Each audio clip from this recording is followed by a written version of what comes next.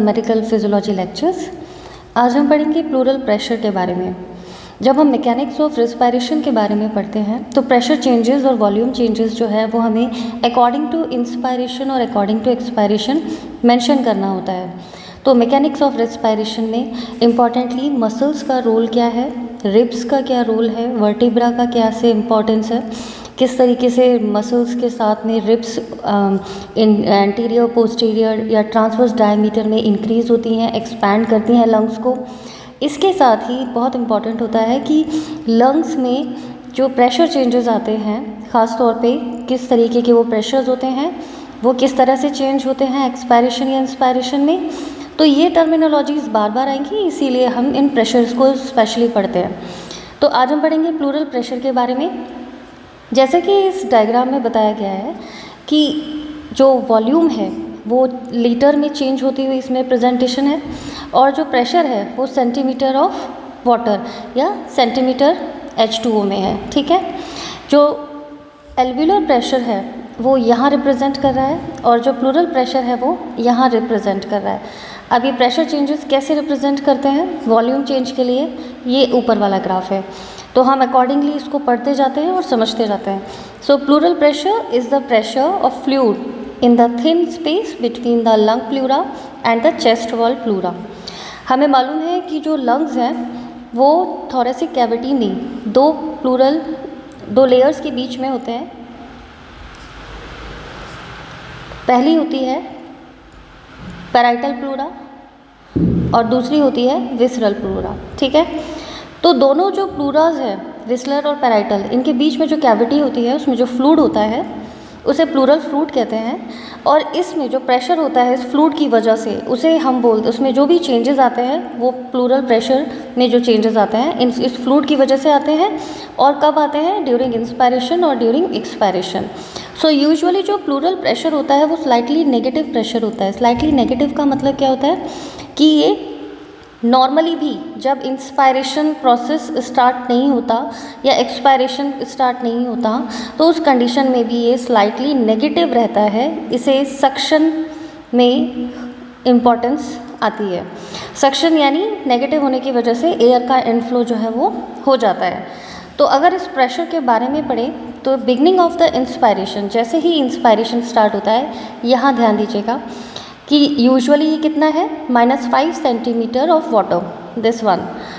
तो -5 centimetre of water, -5 centimetre of water इसकी representation है at the beginning of inspiration. जब इंस्पायरेशन बिगिन हुआ, ये जो डॉटेड लाइन है ये इंस्पायरेशन के जस्ट बिगिन होने से पहले का आपको दर्शाती है, और प्रॉपर इंस्पायरेशन का जो प्रोसेस है वो यहाँ आता है। तो यहाँ पे जो डायग्राम है ये लाइन नीचे की तरफ जा रही है, इसका मतलब इंस्पायरेशन के टाइम पे ये और नेगेटिव हो जाता है और बिगनिंग ऑफ इंस्पायरेशन में ये स्लाइटली नेगेटिव रहता है, -5 सेंटीमीटर ऑफ H2O।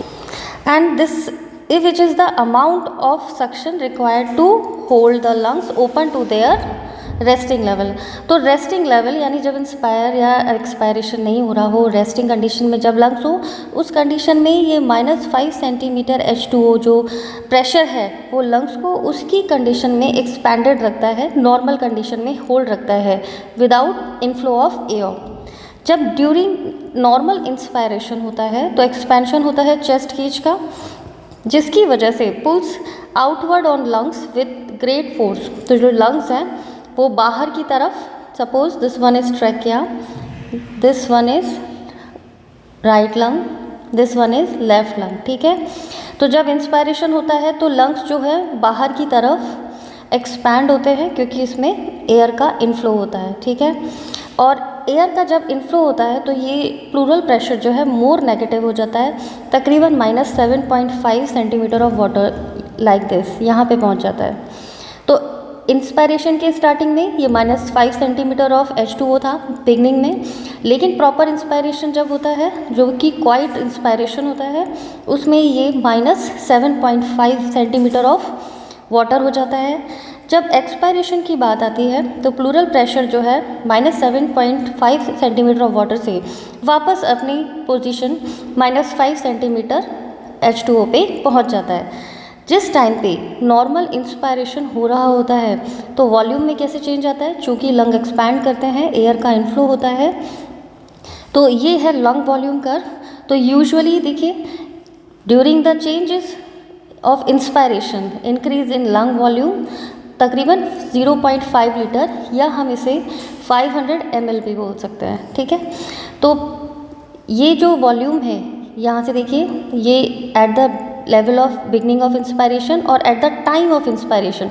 तो at the time of inspiration volume बढ़ती गई और ये क्वाइट टाइडल रेस्पायरेशन में ये 0.5 लीटर या 500 ml जो है वॉल्यूम इसकी पहुंच जाती है। एक्सपायरेशन के टाइम में चूँकि एक्सपायर हुआ तो एयर बाहर की तरफ जाएगी, तो ये वॉल्यूम जो है वो रिड्यूस हो जाएगी। ये होगा एक्सपायरेशन के टाइम में। So volume change during expiration volume decrease होती है, reduce to its initial level. So inspiration और एक्सपायरेशन के दौरान प्लूरल प्रेशर में क्या चेंजेस होते हैं, प्लूरल प्रेशर क्या होता है, स्लाइटली नेगेटिव होने की क्या इंपॉर्टेंस है। स्लाइटली नेगेटिव होने की इंपॉर्टेंस ये है कि जब नॉर्मल एक्सपायर नहीं होता एट द बिगनिंग, तो उस कंडीशन में ये लंग्स को उसकी एक्सपैंडेड कंडीशन में रखते हैं। ऐसा नहीं होता कि लंग्स कोलैप्स हो जाए, तो कोलैप्स होने से बचाता है और लंग्स अपनी नॉर्मल कंडीशन में रहते हैं। तो अगर प्लूरल प्रेशर से रिलेटेड वाइवा वॉइस क्वेश्चन या थ्योरी में कोई भी क्वेश्चन पूछा जाता है तो आप बता पाएंगे इससे रिलेटेड कि ये क्यों होता है और इंस्पायरेशन एक्सपायरेशन में ये चेंजेस कैसे आते हैं, प्रेशर में कैसे चेंजेस आते हैं और लंग वॉल्यूम में कैसे चेंज आते हैं। तो एक प्रेशर हमने पढ़ा प्लूरल प्रेशर। नेक्स्ट चैप्टर में अब हम पढ़ेंगे एल्वियुलर प्रेशर के बारे में, जो कि मेरे नेक्स्ट वीडियो में आपको मिलेगा।